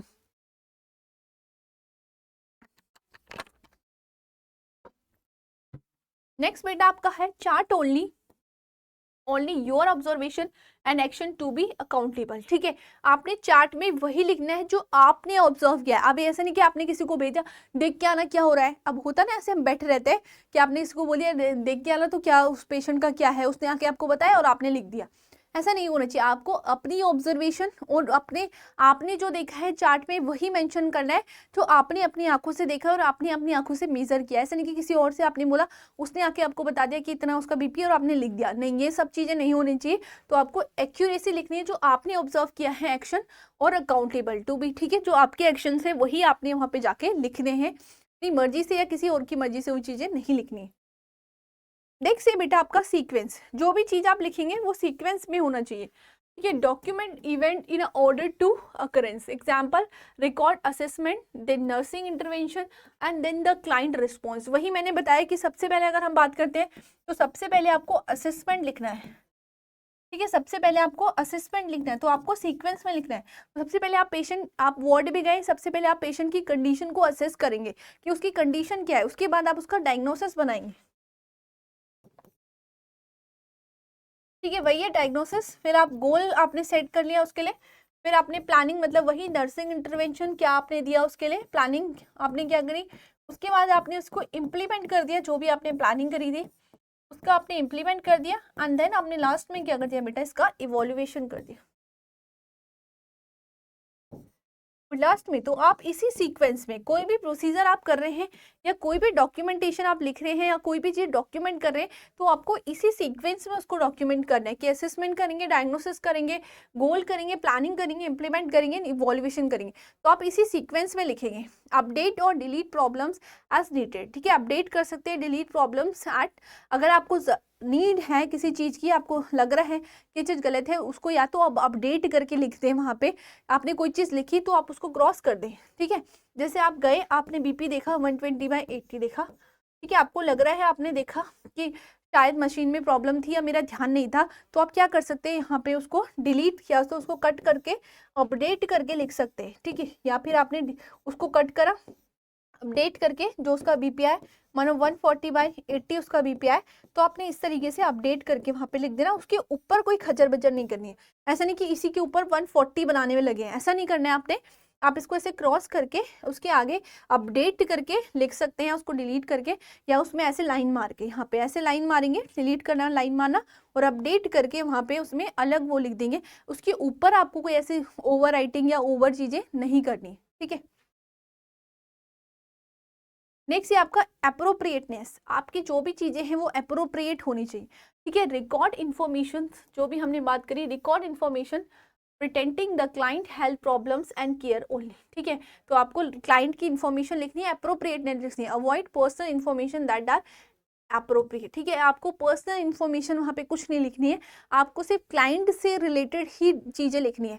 क्लाइंट को क्या केयर दी है, क्या उसके साथ हुआ है, सिर्फ वही चीज़ें लिखनी है, फालतू की चीज़ें नहीं लिखनी है। वहाँ पे अप्रोप्रिएटनेस आपको लिखनी है, क्लाइंट से रिलेटेड जो आपका पेशेंट है सिर्फ उसकी केयर से रिलेटेड ही आपको चीज़ें वहाँ पे मेंशन करनी है। नेक्स्ट है बेटा आपका, नेक्स्ट है आपका कंप्लीटनेस। कंप्लीटनेस मतलब क्या है, डॉक्यूमेंट ऑल नेसेसरी इन्फॉर्मेशन, आपको डॉक्यूमेंट करनी है जितनी भी नेसेसरी इन्फॉर्मेशन है, ऑल नेसेसरी इन्फॉर्मेशन को आपको डॉक्यूमेंट करना है। ठीक है, नेक्स्ट क्या है, it should give a clear picture of what took place. ठीक है, और वो क्या देना चाहिए, जो भी आपने लिखा है वो उसकी क्लियर पिक्चर होनी चाहिए, मतलब उसके समझ में आना चाहिए कि क्लियरली आप क्या कहना चाह रहे हैं। ठीक है, नेक्स्ट क्या है आपका, complete pretend assessment data such as vital sign, complete wound drainage, client complaints, who was notified and what intervention are carried out, etc are recorded. ठीक है, आपने जैसे देखा पेशेंट का जो वुंड है उसका ड्रेनेज हो रहा है, तो आपने वहां पे क्या इंटरवेंशन लिखा, आपने देखा कि पेशेंट का क्या है, फीवर बढ़ गया है। ठीक है, पेशेंट का आपने टेम्परेचर लिया, पेशेंट का आपने टेम्परेचर लिया मानो, ठीक है, पेशेंट का टेम्परेचर लिया तो आपको दिखा वहां पे हाइपरथर्मिया है पेशेंट को क्या है, हाइपरथर्मिया है। तो हाइपरथर्मिया में आपने क्लियरली लिखना है कि आपने हाइपरथर्मिया अगर पेशेंट को था तो आपने क्या इंटरवेंशन पेशेंट को दिया, क्या इंटरवेंशन आपने पेशेंट को दिया। अब इंटरवेंशन में आपने क्या पता उसे कोल्ड स्पंज दिया होगा, ठीक है, आपने कोल्ड स्पंज देके उसके फीवर को रिड्यूस किया होगा, तो वो इंटरवेंशन आपने लिखना है। अब जैसे पेशेंट को क्या हो रहा था, वुंड ड्रेनेज हो रहा था। वुंड ड्रेनेज मतलब क्या है, जो उसका वुंड है, ठीक है, उससे ड्रेनेज हो रहा था, वुंड ड्रेनेज हो रहा था। तो आपने वुंड ड्रेनेज देखा तो आपको वुंड ड्रेनेज में आपने क्या कर दिया, उसकी वुंड की ड्रेसिंग कर दी, उसकी वुंड की ड्रेसिंग कर दी। तो आपने ये क्लियरली लिखना है कि आपने इंटरवेंशन क्या दिया है, आपने क्या पेशेंट में देखा और पेशेंट में आपने फिर क्या इंटरवेंशन दिया है। तो पेशेंट का आपने वाइटल साइन लिया तो आपको पता चला पेशेंट को क्या है, हाइपरथर्मिया है, उसका जो फीवर, जो उसका टेम्परेचर है वो बढ़ के आया है। तो आपने इंटरवेंशन क्या दे दिया, उसको कोल्ड स्पंज दे दिया। नेक्स्ट आपने देखा जो उसकी वुंड है उससे ड्रेनेज हो रहा है, ठीक है, उससे फ्लूइड निकल रहा है, पस निकल रहा है, तो उसको प्रिवेंट करने के लिए आपने इंटरवेंशन क्या दे दिया बेटा, आपने वुंड की ड्रेसिंग कर दी। तो ये सारी चीजें आपको कंप्लीट लिखनी है कि मैंने ये देखा। अब ऐसा नहीं आपने कोल्ड स्पंज लिख दिया वहां पे, ठीक है। अब कोल्ड स्पंज आपने लिख दिया तो आपसे ये भी तो पूछेंगे नहीं आपने क्यों दिया, जरूरत क्या थी कोल्ड स्पंज की। तो आपको पूरा कंप्लीट लिखना है कि पेशेंट को मैंने जब देखा, मैंने पेशेंट का असेसमेंट किया तो मुझे लगा पेशेंट को हल्का सा फीवर बढ़ा हुआ है, उसका टेम्परेचर ज़्यादा है, तो उसको प्रिवेंट करने के लिए मैंने उसे कोल्ड स्पंज दे दी, ठीक है। फिर दूसरा, आप ऐसा नहीं कि वहाँ पे सिर्फ आपने वुंड ड्रेसिंग लिख दिया, वुंड ड्रेसिंग नहीं लिखेंगे, आप लिखेंगे कि पेशेंट के पास में गई तो मुझे लगा कि पेशेंट की वुंड से ड्रेनेज हो रहा है, जिसकी वजह से मैंने उसको क्या दे दिया, उसकी वुंड की ड्रेसिंग कर दी, ठीक है। इस तरीके से आपको ये बताना है। यहाँ तक क्लियर है बेटा। नेक्स्ट आपका क्या है, कुछ फॉलोइंग है। नेक्स्ट हमने लिखा the following information should be included in the chart. कुछ ऐसी इंफॉर्मेशन है जो आपके चार्ट में इंक्लूडेड होनी ही चाहिए, ठीक है। ये जो बेटा, ये जो चैप्टर है ना, मैं बहुत डिटेल में लेके आई हूँ आपके लिए, बहुत डिटेल में। मैं इसमें देखूंगी, मैं रिकॉर्डिंग का पूरा एक फॉर्मेट बना के लेके आई हूँ आपके लिए, तो इतना बताते नहीं, आपको पूरे रिकॉर्डिंग का एक फॉर्मेट में लिख के लेके आई हूँ कि रिपोर्ट कैसे लिखी जाती है, आगे आप देखेंगे कैसे लिखी जाती है। तो अगर आपने ये चैप्टर पूरा पढ़ लिया ना, आपको डॉक्यूमेंट एंड रिकॉर्डिंग में बिल्कुल कोई प्रॉब्लम नहीं होगी, आप हॉस्पिटल में जाके आराम से कर लेंगे, ठीक है। और ये सारी चीजें आपको पता होनी चाहिए। अ न्यू और चेंज इन्फॉर्मेशन, जो भी इन्फॉर्मेशन न्यू है और चेंज हुई है, अभी मैंने बताया था कोई भी चीज अगर अपडेट हुई है तो आपको वहां पे अपडेट करके लिख देना है, ये चीजें अपडेट करी गई हैं। या फिर डॉक्टर कोई मेडिसिन उसकी चेंज करके चला गया, पहले उसको कोई और मेडिसिन चल रही थी, ठीक है, आज उसकी मेडिसिन चेंज कर दी है डॉक्टर ने, या उसका डोज चेंज कर दिया। पहले मानो उसको 500 ml चल रही थी, ठीक है, मानो उसको पेनिसिलिन चल रही है, एंटीबायोटिक पेनिसिलिन चल रही है, पेशेंट को एंटीबायोटिक है, जो एक एंटीबायोटिक है, तो पहले उसको कितनी चल रही थी बेटा, पहले उसको 500 ml चल रही थी, डॉक्टर को लगा कि 500 ml से नहीं इफेक्ट हो रहा है, अब उसकी चेंज करके क्या कर दी, 700 ml कर दी। तो ये चेंज हुआ है इसमें, डेली उसको 500 ml हम दे रहे थे, आज चेंज क्या हो गया, आज उसको 700 ml देनी है। तो ये जो चेंज हुआ है, न्यू इन्फॉर्मेशन है, वो आपको लिखनी ही लिखनी है, वो इंक्लूडेड होनी चाहिए आपकी चार्ट में कि पहले क्या था 500 ml थी, आज चेंज होके कितनी हो गई, 700 ml हो गई। नेक्स्ट उसके साइन एंड सिम्टम्स, जो भी साइन एंड सिम्टम आपको पेशेंट में देखने को मिल रहे हैं, जैसे आप असेस करने गए आपके, क्योंकि डॉक्टर आके ना फाइल देखता है कि आपने क्या डॉक्यूमेंटेशन उसमें लिखी है, तो आप देखने गए कि पेशेंट में ज़्यादा से उसको फीवर हो रहा है, उसको रेडनेस हो रही है, उसको पेन हो रहा था, उसको हेडेक हो रहा था, तो दूसरी दिन आप ये साइन एंड सिम्टम उसमें लिखेंगे। क्लाइंट का बिहेवियर कैसा है, ये भी आपको लिखना होता है कि क्लाइंट का बिहेवियर कैसा है, कि क्लाइंट अब ठीक है, पर अब ट्रीटमेंट करवाने आया था तब उसका बिहेवियर अलग था, अभी उसका बिहेवियर कैसा है वो आपको लिखना होगा। उसके बाद आप आपने नर्सिंग इंटरवेंशन क्या दिया, अभी मैंने बताया था ना कि नर्सिंग इंटरवेंशन, कि आपने क्या नर्सिंग केयर दी उसको। नर्सिंग इंटरवेंशन का मतलब बेसिकली मतलब होता है कि नर्सिंग केयर क्या दिया आपने, क्या नर्सिंग केयर आपने दी है। नर्सिंग केयर प्लान हमको बनाना होता है, नर्सिंग केयर प्लान, ठीक है। नर्सिंग केयर प्लान का मतलब क्या होता है कि अगर पेशेंट को फीवर हो रहा है तो क्या आप नर्सिंग केयर प्लान बनाएंगे उसके लिए। नेक्स्ट है मेडिकेशन, क्या मेडिकेशन, क्योंकि मेडिकेशन बहुत ज़रूरी है, एक भी मेडिकेशन ऊपर नीचे या डोज ऊपर नीचे हो गए तो पेशेंट की लंका लग सकती है, पेशेंट ऊपर पहुंच सकता है, तो मेडिकेशन बहुत ज़रूरी है, उसको डॉक्यूमेंट करना। नेक्स्ट है फिजिकल ऑर्डर कैरिड आउट, क्या फिजिशियन ऑर्डर कैरिड आउट, जो फिजिशियन का ऑर्डर है, फिजिशियन ने क्या प्रिस्क्राइब करा है, जैसे मैंने बोला फिजिशियन आपको प्रिस्क्राइब करके गया है, फिजिशियन ने उसमें लिखा है तो कि पेशेंट की आर्ली वुंड ड्रेसिंग करनी है। आर्ली आपको पेशेंट की, ठीक है, आर्ली हर घंटे आपको पेशेंट की वुंड ड्रेसिंग करनी है। तो वो फिजिशियन का ऑर्डर कैरिड आउट हुआ है नहीं हुआ है, फिजिशियन ने वुंड को देखा तो उसको लगा कि यहाँ पे ड्रेनेज काफ़ी हो रही है या ड्रेनेज के काफ़ी चांसेस हैं, तो वो लिख के गया कि आर्ली आपको क्या करना है, पेशेंट की जो ड्रेसिंग है या जो वुंड की ड्रेसिंग है उसको चेंज करना है आर्ली आपने। तो वो जो फिजिशियन का ऑर्डर है वो कैरिड आउट हो रहा है या नहीं हो रहा है, उसको आप अप्लाई कर रहे हैं या नहीं कर रहे। दूसरा क्लाइंट की टीचिंग, क्लाइंट को हम टीच करते हैं, ठीक है, क्लाइंट की टीचिंग करते हैं मीन्स हेल्थ एजुकेशन, जो हम हेल्थ एजुकेशन देते हैं वो भी आपने लिखनी है। जैसे आपकी ड्यूटी लगी है, ठीक है, पीपीएस या पोस्ट पार्टम जो आपका है, ठीक है, या पोस्ट ऑपरेटिव जो मिडवाइफरी जो है, लेबर के बाद जहाँ आपकी ड्यूटी लगी है वहाँ पे लगी है, तो आप एजुकेशन दे रहे हैं मदर को कि आप बच्चे को अपना ही मिल्क दे, कैसे आपने मिल्क देना है, कैसे मिल्क स्टिमुलेट होगा, ये सारी चीज़ें आप बता रहे हैं मदर को, कैसे आपको बेबी की केयर करनी है, जैसे आपको अपनी केयर करनी है। तो जो भी आप टीचिंग दे रहे हैं वो आपको लिखनी है। नेक्स्ट है क्लाइंट का क्या रिस्पॉन्स है, ठीक है, जो भी क्लाइंट को हम केयर दे रहे हैं या क्लाइंट का बिहेवियर कैसा है, क्लाइंट का क्या रिस्पॉन्स आ रहा है, वही इवोल्यूएशन जो मैंने बताया आपको, यहाँ पे क्या आएगा आपका इवोल्यूएशन, जो मैं आपको बता रही थी कि जो भी आपने केयर दी उसके बाद क्लाइंट का, क्योंकि क्लाइंट का रिस्पॉन्स तो हम हमेशा बाद में ही देखेंगे, क्लाइंट का रिस्पॉन्स तो हमेशा एंड में ही आएगा कि क्लाइंट का क्या रिस्पॉन्स आया है, जो भी हमने उसको केयर प्रोवाइड करी है उसमें क्लाइंट का क्या रिस्पॉन्स था। तो ये सारे पॉइंट जो हैं बेटा, ये सारे पॉइंट जो है ये आपके चार्ट में, जो आपका एक चार्ट होता है ना, वहाँ पे जब हॉस्पिटल जाएंगे वहाँ पे एक नर्सिंग चार्ट होता है। सबसे पहले अगर मैं बात करती हूँ तो एक वाइट बोर्ड लगा होता है बाहर से, जहाँ पे हर पेशेंट के नाम लिखे होते हैं और उस नाम में पहले उसके वाइटल साइन लिखे होंगे। वाइटल साइन में देखो फॉर एग्जाम्पल इस तरीके से, आगे मैं दिखा भी दूंगी, इस तरीके से एक चार्ट होता है, ठीक है, बाहर एक वाइट बोर्ड लगा होता है। जब भी आप वार्ड के किसी भी वार्ड के बाहर जाएंगे ना, वहाँ पे एक ऐसे वाइट बोर्ड लगा होगा जिसमें इस तरीके से ना वो बने होते हैं, तो उसमें डेली जो नर्सेस नोट्स होते हैं एक तो, ठीक है, डेली इस तरीके से यहाँ पे पेशेंट का नेम होगा,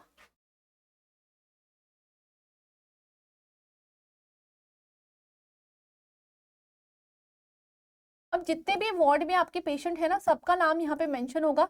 उसके बाद उनका आईडी नंबर होगा पेशेंट का, जो उनको आईडी नंबर मिला होता है वो।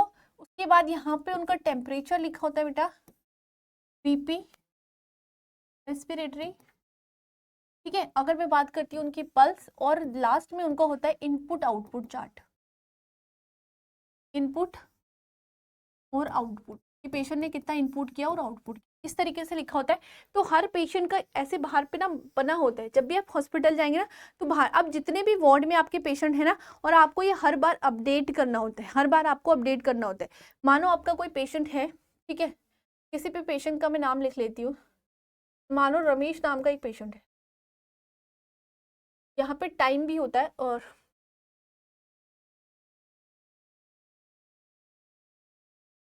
डेट, ठीक है, तो मानो आज की डेट, आज की डेट में हम देख रहे हैं टाइम आपने सुबह 8 बजे लिया था, ठीक है, 8 AM पे, 8 AM पे जाके आपने पेशेंट की हिस्ट्री ली थी, या जो भी आप बोल सकते हैं, जो भी चीज़ें आपने कलेक्ट करी थी 8 बजे। तो 8 बजे आपने देखा, आईडी नंबर आप लिख लेंगे। टेम्परेचर पेशेंट का अगर मैं बात करूँ तो 97 था, ठीक है। उसके बाद हम बीपी की बात करें तो बीपी उसका 120/80 ही था। रेस्पिरेशन की बात करें तो 14 थी, और पल्स की बात करूँ तो उसकी 62 थी, ठीक है।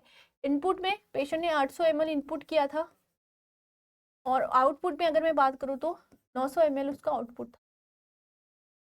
ये इस तरीके से आपको ना रोज की रोज ये अपडेट करना होता है टाइम टू टाइम। अब 8 बजे आपने लिख दिया ये सारी चीज़ें, 8 बजे आपने इसका 8 बजे आप सुबह 8 बजे आपकी ड्यूटी स्टार्ट हुई, 8 बजे जब भी आप आए, 8 बजे जैसे ही आप वार्ड में आए, आपने सारे पेशेंट का पहले टेम्परेचर चेक किया, उनका इनपुट आउटपुट सब कुछ चेक किया, और आपने जाके बाहर पे जाके सारी चीज़ें मेंशन कर दी, ठीक है। बाहर पे जाके अब आपने दोबारा, अगर आप सीसीयू में हैं तो बेटा आपको हर आर्ली चेंज करना होता है, मगर आप जनरल वार्ड में है तो फिर शिफ्ट टू शिफ्ट ही चेंज होता है, ठीक है, शिफ्ट से शिफ्ट में ही चेंज होता है। मतलब 2 बजे आपकी शिफ्ट खत्म हुई तो आप चले गए, फिर 2 बजे वाली जो नर्स आएगी वो उसके टेम्परेचर वगैरह चेक करेगी। जनरल वार्ड की मैं बात करी, बेसिकली अगर सीसीयू या फिर आईसीयू में है तब तो वहाँ पे आर्ली आपका चेंज होता है, या 15-15 मिनट में आप चेंज कर लेते हैं, अपडेट कर लेते हैं। तो अलग है, क्योंकि वहाँ पे 1:1 होता है। यहाँ पे बहुत सारे पेशेंट होते हैं जनरल वार्ड में, तो हर बार वो चेंज नहीं कर सकती है, इतना बहुत ओवरबर्डन हो जाता है। जबकि अगर हम बात करते हैं सीसीयू में या आईसीयू में, वहाँ पे 1:1 होता है, ठीक है। एक नर्स पे एक पेशेंट पे एक ही नर्स होती है, तो 1:1 होता है वहाँ पे कि एक पेशेंट के साथ एक ही नर्स होगी, तो वो दिन भर उसका ख्याल रख रही है, तो वो चेंज कर सकती है। तो जनरल वार्ड में शिफ्ट टू शिफ्ट हम चेंज करते हैं, मतलब 8 बजे आप आए, दूसरे की शिफ्ट खत्म हुई, तो 8 बजे आते ही आपने सारे वाइटल चेक कर लिए, सब कुछ चेक कर लिया और सबको लिख दिया, डॉक्यूमेंट कर दिया। उसके बाद जो 2 बजे वाली नर्स आएगी, 2 बजे वाली नर्स करेगी, फिर जो शाम को 8 बजे आएगी वो करेगी, ठीक है। तो उसमें शिफ्ट ही हम ऐसे चेंज करते हैं। तो हर वार्ड के बाहर से ना ऐसे बोर्ड लगा होता है, तो ये आप हॉस्पिटल गए होंगे, आपकी पोस्टिंग लगी हुई, तो आपने देखा होगा इस तरीके का बोर्ड, तो वहाँ पे पूरी क्लाइंट की इन्फॉर्मेशन लिखी जाती है। ऐसे हम पूरा डॉक्यूमेंट करते हैं। तो जो दूसरा आपका क्या होता है, एक चार्ट होता है, जो पेशेंट की फाइल होगी उसमें पीछे से एक चार्ट बना होता है, तो जो चार्ट है उसमें ये सारी इन्फॉर्मेशन आपको लिखनी ही लिखनी है, ठीक है। सारी इन्फॉर्मेशन उस चार्ट में बेटा आपको लिखनी ही लिखनी होती है, कवर करनी ही करनी होती है, सारा चीजें उसके अंदर आना चाहिए, जो भी आप चार्ट लिख रहे हैं, चार्ट मेंटेन कर रहे हैं, ठीक है। नेक्स्ट प्रिंसिपल ही चल रहे हैं। नेक्स्ट 2 मिनट रुकना बेटा।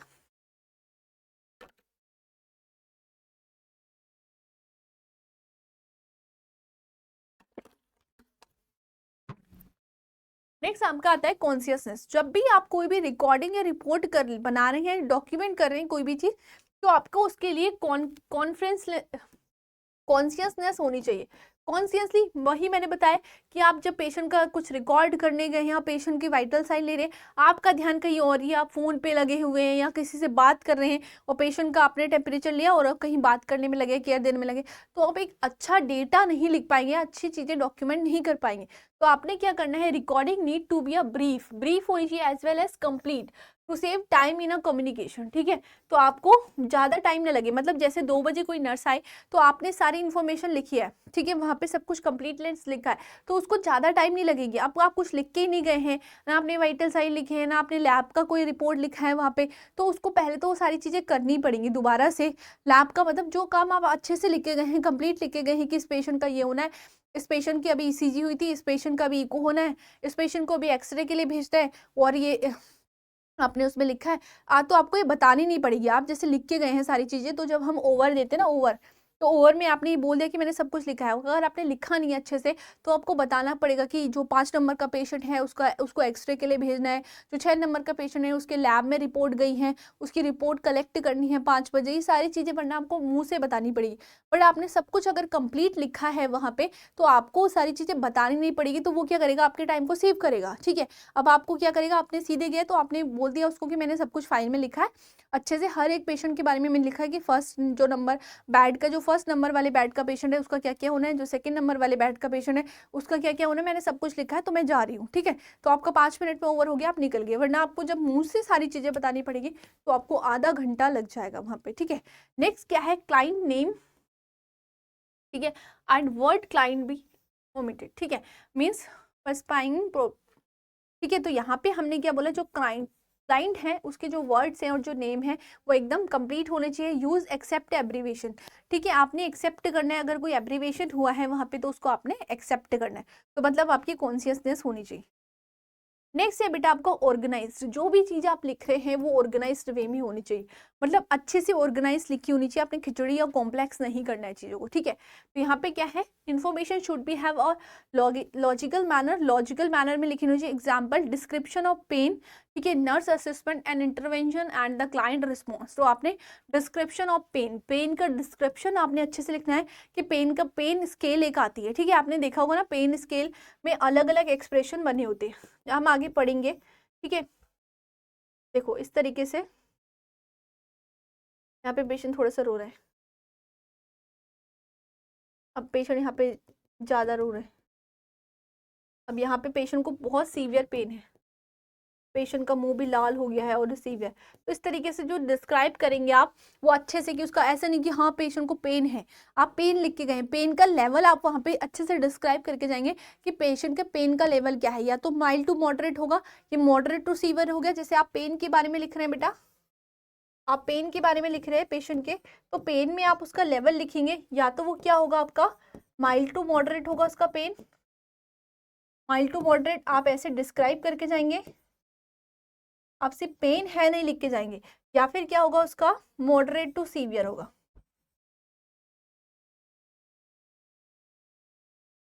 मॉडरेट टू सीवियर होगा, या फिर पेशेंट का पेन कैसा होगा, वेरी सीवियर होगा।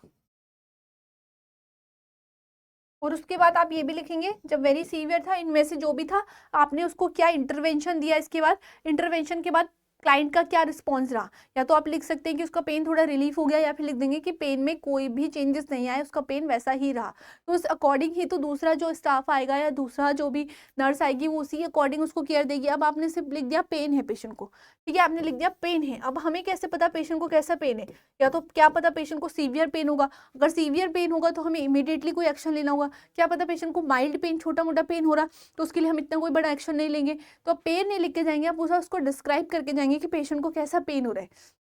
पेन एक स्केल होती है, जब हम आगे पढ़ेंगे जब प्रोसीजर में, तो रेटिंग स्केल होती है, उसमें देखते हैं कि 8 नंबर का पेन है, सीवियर पेन है 10 नंबर का, किस किस लेवल का पेन है उसको स्केल में, वो सारी चीज़ें हम देखते हैं। तो उस तरीके से आप पेन को बता के जाएंगे। और ईजी टू रीड, जिसको हम easy to read, this help in preventing any admission and information, जिसकी वजह से वो हेल्प करेगा कि आप प्रिवेंट कर सकते हैं कोई भी ओमिशन एंड इन्फॉर्मेशन को, ठीक है। नेक्स्ट है इजी टू रीड, जो भी चीज़ आप लिखेंगे वो इजी टू रीड होनी चाहिए, ठीक है, उसको इजीली पढ़ सके कोई भी बंदा, ऐसा आप लिख के जाएंगे, ठीक है। नेक्स्ट हम देखते हैं बेटा signature. Each recording is signed by the nurse, ठीक है, कोई भी चीज़ होती है ना वो आपके सिग्नेचर के बिना नहीं होनी चाहिए। जैसे आपने कोई भी प्रोसीजर लिखा कि पेशेंट के ऊपर मैंने आज पेशेंट को बैक केयर दी है, तो आपने बैक केयर के बारे में सब कुछ लिखा और लास्ट में अपने साइन कर, लास्ट में जैसे आपने ये रिपोर्टिंग थी आपकी, तो यहाँ पे आपने इस तरीके से रिपोर्टिंग लिखी और लास्ट में क्या कर दिया, आपने साइन कर दिया। मानो कोई भी आपका नाम है इस तरीके से, ठीक है, आपने लास्ट में साइन कर दिए, तो हर चीज के पीछे सबके साइन होने चाहिए। Signature include the name and the title, signature में क्या होना चाहिए, आपका नेम होना चाहिए और टाइटल इंक्लूड होना चाहिए, ठीक है। नेक्स्ट ये आपका in computerise charting nurse will have his or her own code, ठीक है। अगर आप क्या कर रहे हैं कंप्यूटर, क्योंकि कोई कोई जो मल्टी स्पेशलिस्ट हॉस्पिटल है ना बड़े बड़े, वहाँ पे कंप्यूटराइज चार्टिंग भी अब होने लगी है कि कंप्यूटर में चार्टिंग हो, तो वहाँ पे आपका खुद का एक कोड होना चाहिए, ठीक है, खुद का आपका एक कोड होना चाहिए कि दूसरा उसको मिसयूज ना कर सके, ठीक है। तो आप गए, आपने अपना कोड हटा दिया, फिर दूसरी नर्स आएगी वो अपना कोड डालेगी, तो आपके उसमें कोई छेड़छाड़ नहीं हो पाएगी आपकी चार्टिंग में, ठीक है। नेक्स्ट है आपका कॉन्फिडेंशियलिटी। कॉन्फिडेंशियलिटी मतलब क्या होता है, वही कि आपको किसी चीज़ को प्राइवेसी मेंटेन करके रखनी है, आपको किसी चीज़ को, क्लाइंट का जो भी रिकॉर्ड है वो कॉन्फिडेंशियल होना चाहिए, कॉन्फिडेंशियल फाइल होनी चाहिए। ऑल द रिकॉर्ड, मानो आपकी पेशेंट, आपकी वार्ड में कोई HIV पॉजिटिव पेशेंट है, अब आप सबको जाके नहीं बताएंगे कि HIV है, इसकी ये डिटेल है, इसकी ये हिस्ट्री रही है, मल्टीपल सेक्सुअल पार्टनर इसके थे, तो सारी चीज़ें आप जाके नहीं गाथा नहीं गाएंगे, आपने कॉन्फिडेंशियल रखना है, उसको प्राइवेसी में रखना है, ठीक है। The information in the chart is personal as well as legal, जो इन्फॉर्मेशन होगी वो पर्सनल होगी और एज वेल एज लीगल होगी। Record should not be copied without the permission of the client, ठीक है, जो भी उसका रिकॉर्ड है वो कॉपीड नहीं होना चाहिए, ठीक है। आप कहीं और जाके कॉपी नहीं करेंगे जब तक क्या परमिशन किसकी ना हो, जब तक क्लाइंट की या फिर पेशेंट की परमिशन ना हो, तब तक अपनी मर्जी से उसमें कोई भी छेड़छाड़ या कुछ भी चीज़ें आपने नहीं करनी है, ठीक है।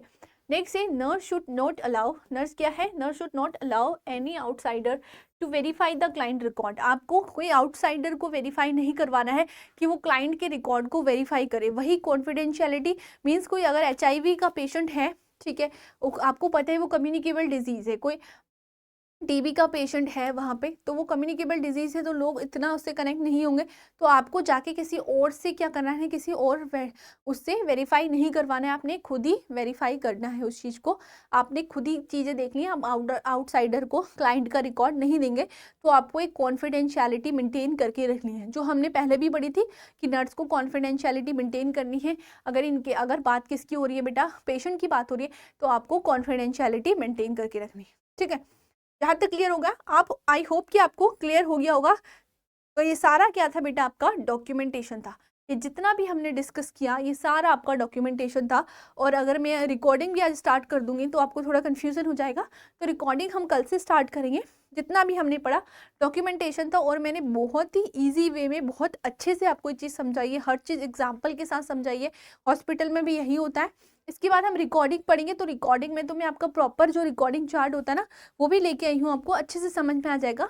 3 दिन कल और परसों हम रिकॉर्डिंग्स को पढ़ेंगे, फिर आपका ये यूनिट कंप्लीट हो जाएगा। ठीक है, तो डॉक्यूमेंटेशन को हमने पढ़ा कि हॉस्पिटल में आपको डॉक्यूमेंटेशन कैसे करना होता है, और डॉक्यूमेंटेशन क्यों ज़रूरी है, क्यों इसको करना चाहिए, क्या इसके बेनिफिट्स हैं, क्या इसके ड्रॉबैक्स है, वो सारी चीज़ें हमने डिस्कस करी। ठीक है, यहाँ तक क्लियर हुआ?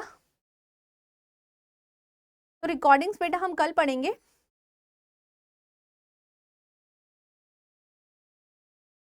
बहुत बड़ा है आपका रिकॉर्डिंग वाला पार्ट।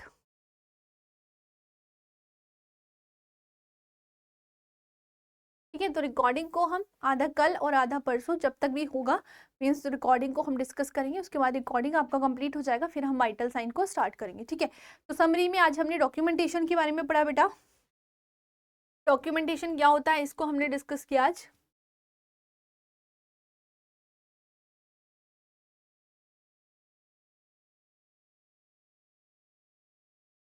डॉक्यूमेंटेशन को हमने डिस्कस किया, डॉक्यूमेंटेशन क्या होता है। उसके बाद बेटा हमने इसके क्या पढ़े, पर्पस, कि क्या पर्पस है डॉक्यूमेंटेशन को करने के। फिर हमने क्या पढ़े, इसके प्रिंसिपल पढ़े, क्या क्या प्रिंसिपल होते हैं डॉक्यूमेंटेशन करने के। ठीक है, के बाद बेटा हम कल पढ़ेंगे, अगर मैं बात करती हूँ तो कल हम क्या पढ़ेंगे आपका, कल हम पढ़ेंगे आपका रिकॉर्डिंग। कल हम रिकॉर्डिंग के बारे में डिटेल में पढ़ेंगे। अभी तक जो भी पढ़ा हमने डॉक्यूमेंटेशन के बारे में पढ़ा, कल हम रिकॉर्डिंग को पढ़ेंगे। So thank you so much everyone, I hope कि आपको लेक्चर समझ में आया हो और आप अच्छे से पढ़ाई करें अपनी। और जो भी कोई आपको डाउट होता है तो आप पूछ सकते हैं, डाउट सेशन में भी पूछ सकते हैं, डायरेक्टली आके भी मुझसे पूछ सकते हैं, इंस्टाग्राम में आप मैसेज कर सकते हैं, वहाँ पर भी आप मुझसे पूछ सकते हैं कोई भी आपको डाउट है, वरना यहाँ पर भी आप कॉमेंट करके डाउट अपना पूछ सकते हैं अगर आपको कोई भी डाउट हो रहा है। वैसे तो मैं आपको इतना अच्छे से समझा के जाती हूँ कि आपको डाउट नहीं होगा, बट फिर भी आपको एग्जामिनेशन से रिलेटेड, अपने टॉपिक से रिलेटेड कैसा टॉपिक होगा या कैसे क्वेश्चन आते हैं, कोई भी डाउट आपको पूछना होता है तो आप पर्सनली भी मुझे जाके मैसेज कर सकते हैं इंस्टाग्राम में, मैं वहाँ पे आपको बता सकती हूँ। ठीक है, और आप इस डाउट सेशन में भी लिख सकते हैं। तो थैंक यू सो मच, मिलते हैं आपको नेक्स्ट लेक्चर में।